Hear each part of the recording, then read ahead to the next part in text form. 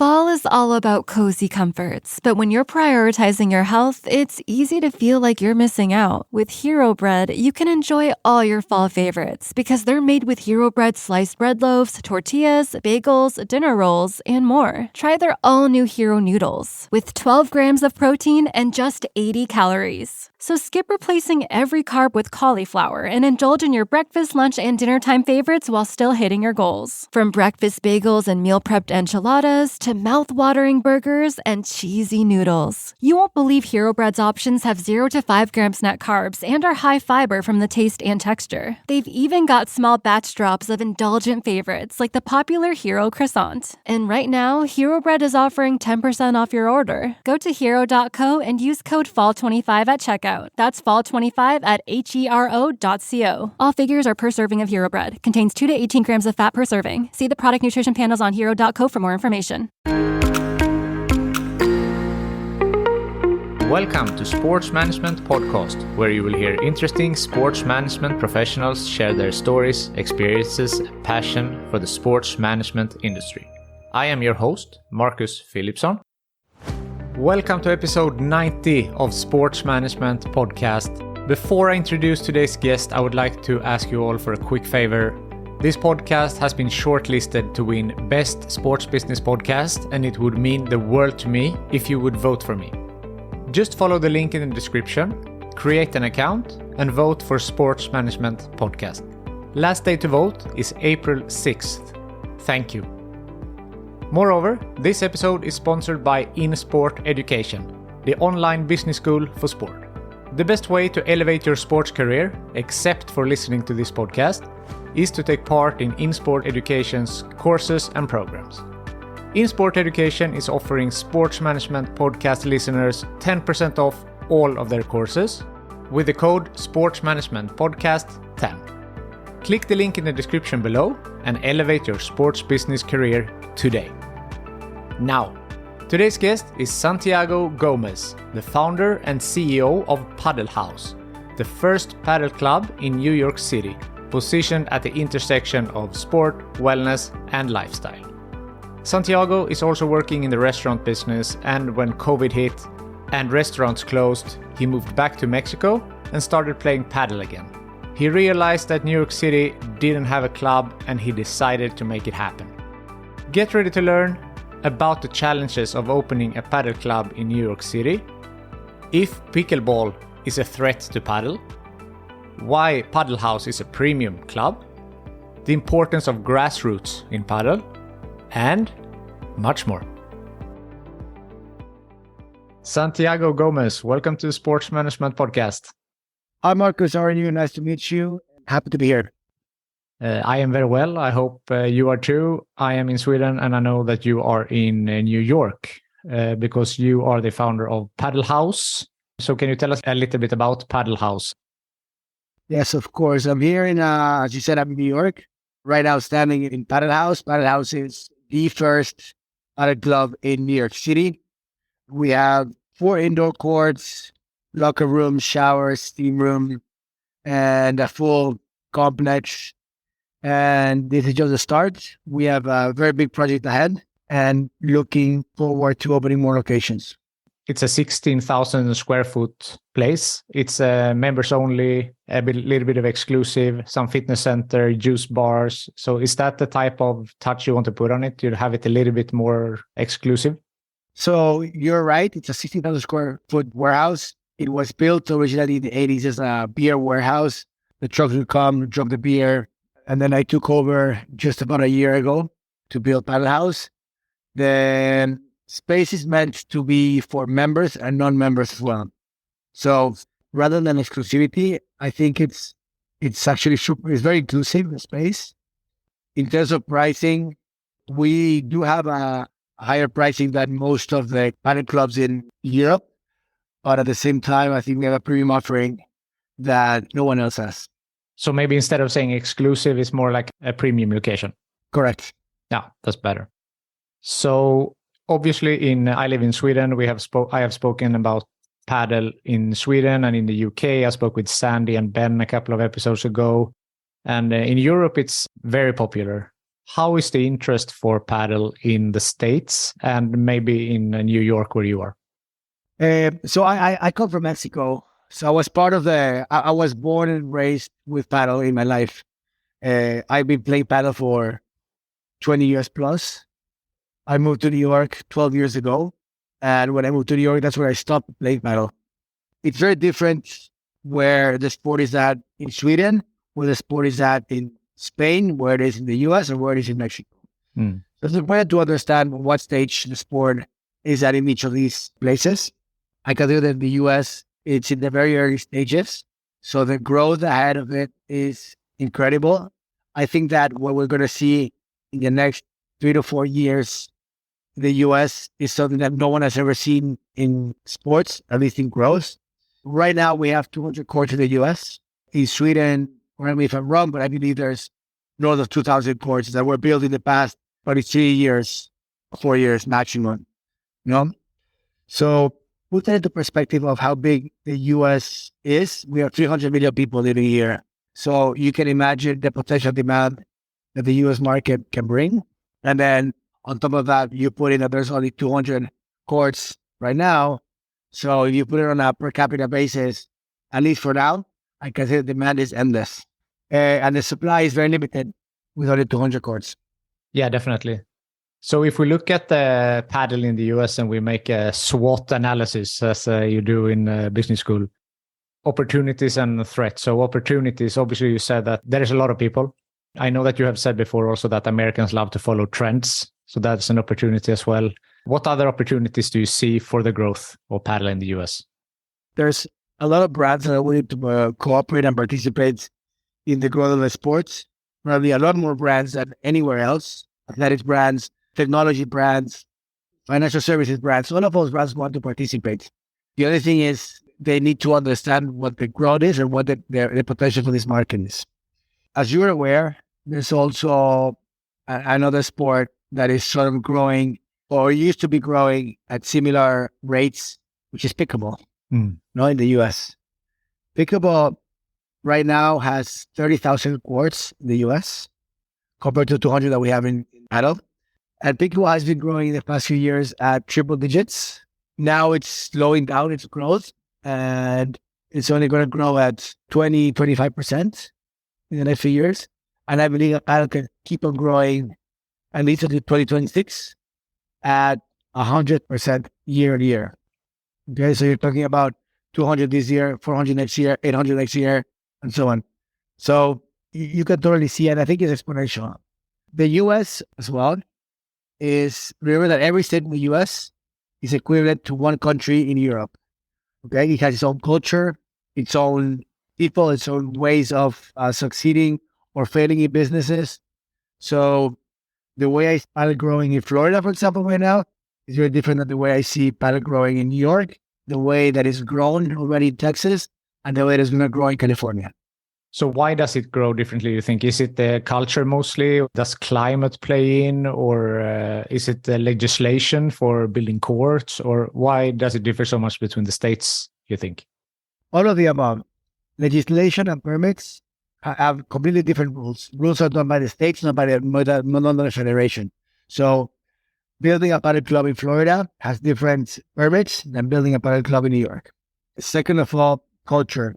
I can tell you that when we opened Padel Haus, first people that came here were mostly immigrants, people from Sweden, from Spain, from France, from Argentina, from Mexico. And those were the initial wave of people that started Padel Haus. In Miami, when they opened Windward Paddle, which was the first one in Florida, it was mostly Latins. There's a huge Latin community there, a lot of Spanish as well. And California also has its own kind of waves of immigrants and who's going to start playing. Build-out costs were very different to build clubs indoor than outdoor. As you said, climate makes a huge difference. You can open up in California and Florida and play. I think California has 26 days of rain a year. Florida has 126 days of rain a year. And New York has 110 days of rain a year. So the way you structure building out a club and the way you can tell how many days a year you can open a club is very different in each one of these states. So having said that, opening up in the northern states, I include New York, I include Pennsylvania, I include DC, Illinois, Chicago, Massachusetts, Boston, even the Northwest, Seattle, all closing to be 100% winterized, have a roof, have air conditioning, have AC. It's quite similar to Sweden. Although I do know that some Swedish are now playing in the winter outdoors, which is, I find it kind of crazy. But the investment required to open up indoor facilities obviously is higher than the outdoor facilities. All those factors and all those things factor into pricing. And that's sort of how we get into why do we have a premium pricing and a premium offering. It has to do with all these factors. Also, think about real estate costs. I can tell you that building a padel club in New York City where there's no real estate is obviously going to cost you more on a square footage basis than building in the middle of a desert. Now that there's open land everywhere. Of course. You mentioned two things, which I assume are kind of threats or difficulties. It's pickleball. Do you consider pickleball a threat to paddle, or do you think that they can coexist and boost each other? No, I think the latter. I think they can definitely coexist. I think they help each other. The same way all racket sports, I can tell you, ping-pong players play tennis, badminton players play tennis, pickleball players play paddle. There's another sport in the northeast of the U.S. that's only played here, which is platform tennis. That also has a smaller regional community, but it's not growing anymore. But all of those people are starting to transition and play paddle. And I do think that all of them can complement each other. Pickleball specifically also targets a different demographic than paddle. Pickleball players are usually tend to be an older crowd. Most of them wanting to avoid injuries, not having strong movements that can be prone to injuries. And it's a smaller court, so you need to cover less of the court, you need to run less. So even though I think it complements because it's also a racket sport, I think it targets a different demographic. I would agree with you there. On the second one, I noticed is the real estate. First of all, New York is a very crowded city. And when you get an opportunity to buy or rent something, as you said, the prices are very high. So how do you tackle that issue in New York specifically to open more paddle courts? Well, the first thing is you need to think about it as an economy of scale. Now, the more courts you open, the more that they absorb the fixed cost that you have, which one of them being rent, of course. In a city like New York, you got to get used to the idea that your fixed costs are going to be higher than your fixed cost in places where it is open. And I'm talking about fixed cost as if it was just basically rent, if you rent the space.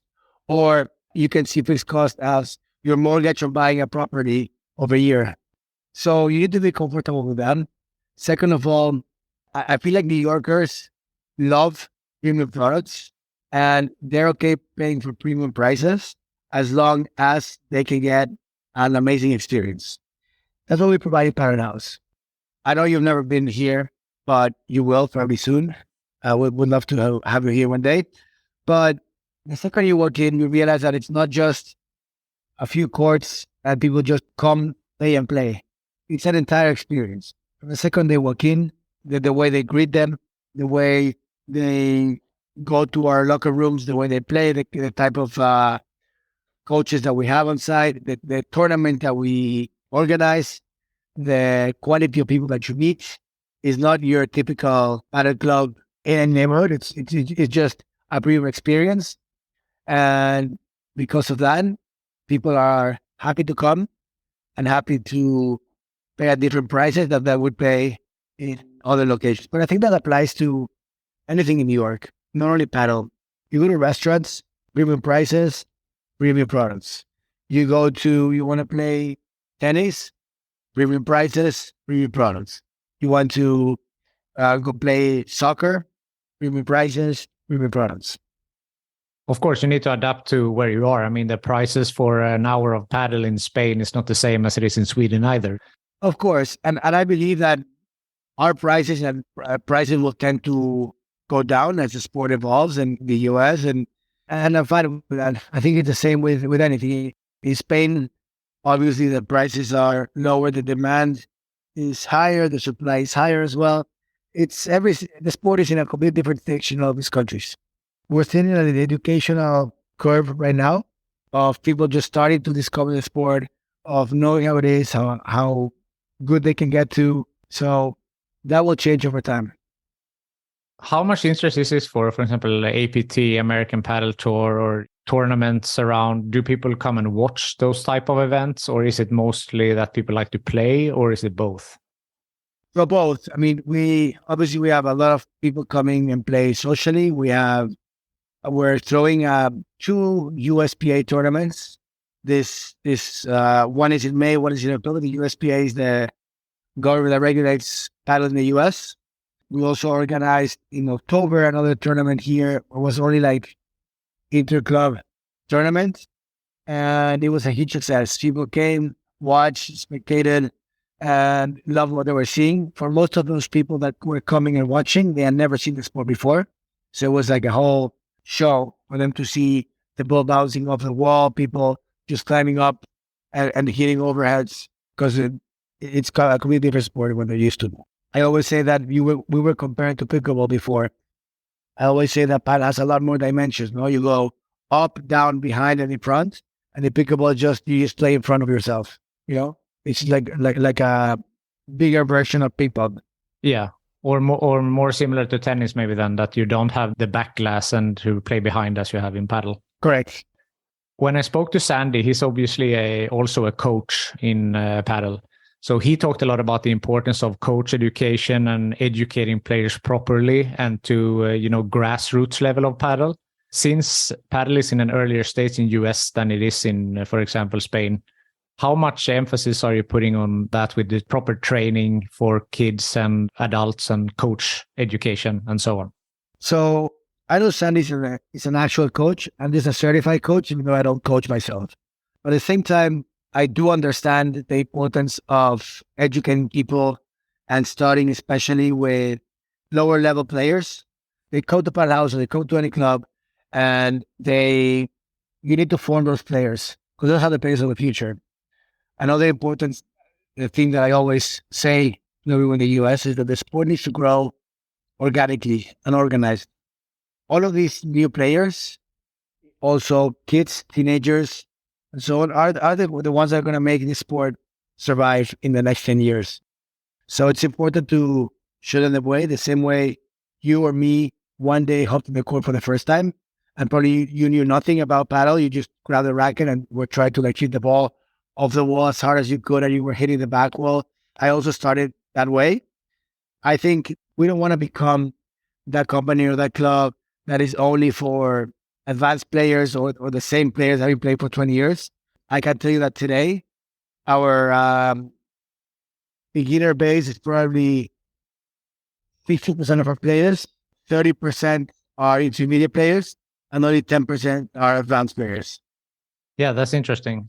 And you host some tournaments also. Instead, you like these different types, Americano and Mexicano and all what it's called? Yep, we have Americanos and Mexicanos every Sunday. We do them by categories. We have one for beginners, one for intermediate, one for advanced, and then one last one for women's only.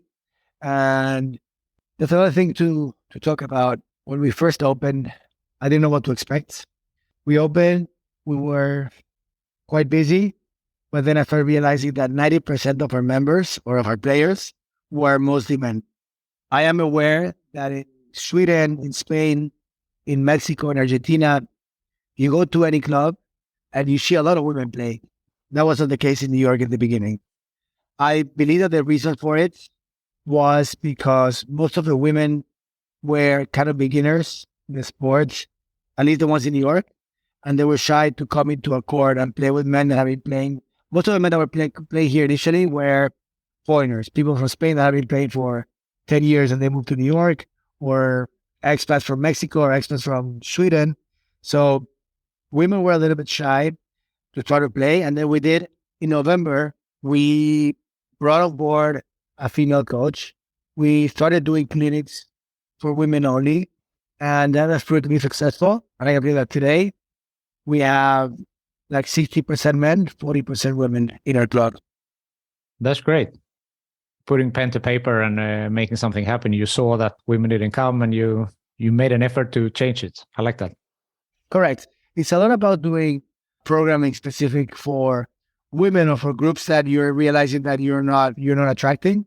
So if you start doing programming around those, I think they will eventually come. That also applies to different age brackets. We realize that, for example, teenagers, not only in Padel House, but in the entire US, teenagers are not playing paddle. Why? Because paddle doesn't have a track to get into college. They don't give scholarships for teenagers to go into college for play paddle.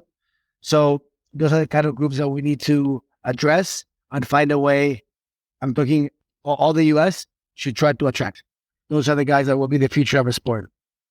Do you see that as a possibility that you could get a scholarship in paddle one day in the US? Is that something that could be, because of all the college sports, obviously it's very strong in North America. So could paddle be one of these sports?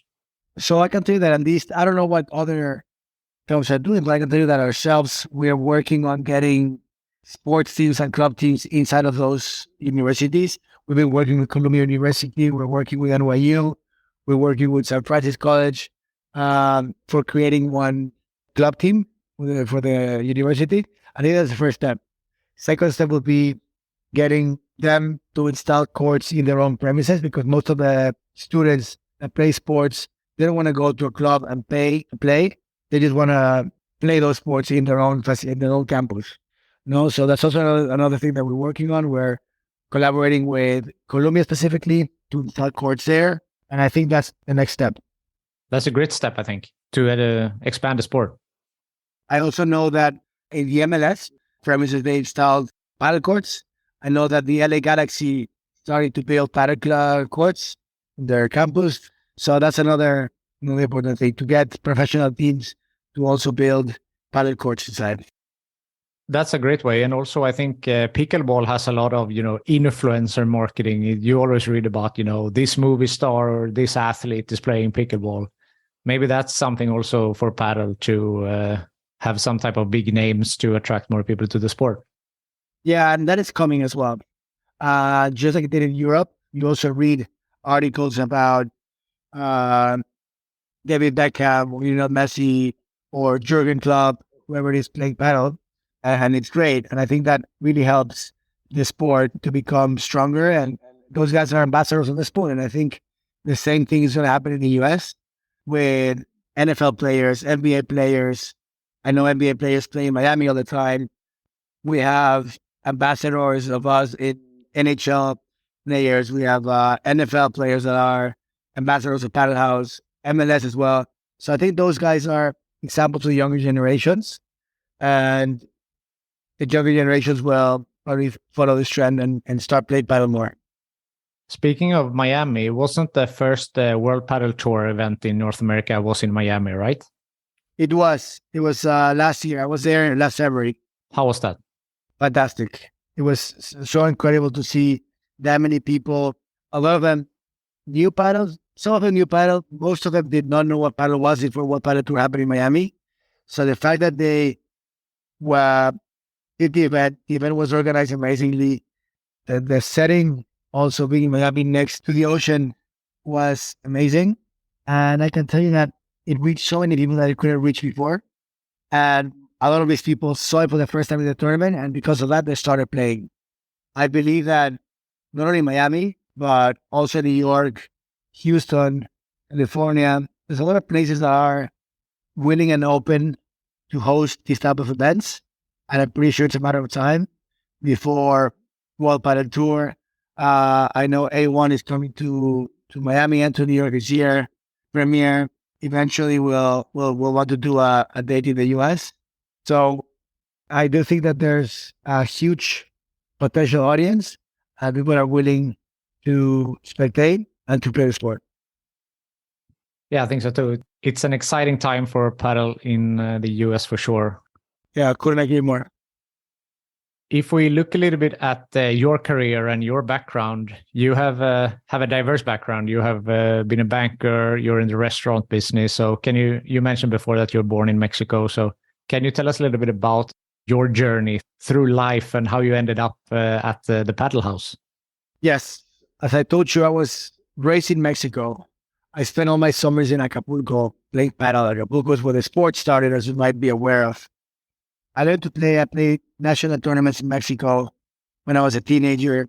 Then I went to college in Mexico, playing some paddle just for fun, with friends. I moved to New York in 2014. And in 2014, I basically stopped playing paddle. And that's where I discovered tennis. It's usually the other way around. People start playing tennis and they evolve into paddle. For me, it was the other way around. I started playing paddle. Then I couldn't play paddle because there was nowhere to play in New York. So I played tennis for 10 years in New York, mostly recreational, not competing. And then, well, as you mentioned, I also own restaurants. During COVID, restaurants closed. And I went back to Mexico. While I was in Mexico, I picked up my paddle from before.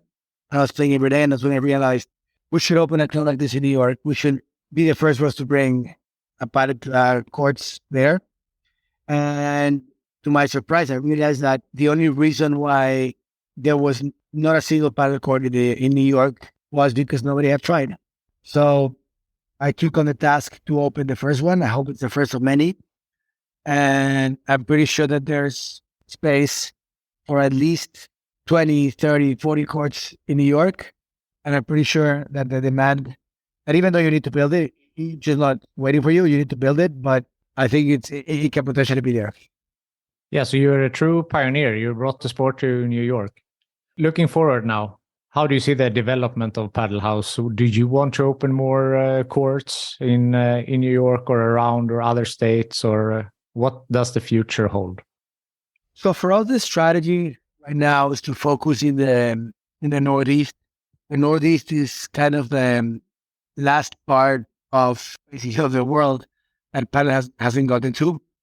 The southern states, I could play in Miami, Texas, California. They have a lot of projects going on, and a lot of clubs are opening in the next 12 months. In New York, there are many groups besides us wanting to open. And I think it just creates a better ecosystem to have kind of the more the merrier, at least for now. Until we get to a point where the supply supersedes demand, like it's happening in other countries. I know that that's happened in Sweden, for example. It's happened in Kuwait. It's happened in other places in which I believe people overestimate demand, and it's a real problem that can happen. So as long as the sport grows organically and responsibly, I think there's only benefits and upside for everyone. With your background in founding Padel Haus, if someone would like to start a paddle court in the US, what would be your best advice? My best advice is to start looking for real estate soon. Real estate is limited in the US compared to markets like, as I said, Kuwait, where there's just open land everywhere. In the US, I'm talking about the major cities. So it's definitely a difficult task to find real estate, especially because of ceiling heights, column widths, other things that come into play. But I'm sure that there's opportunities for everyone.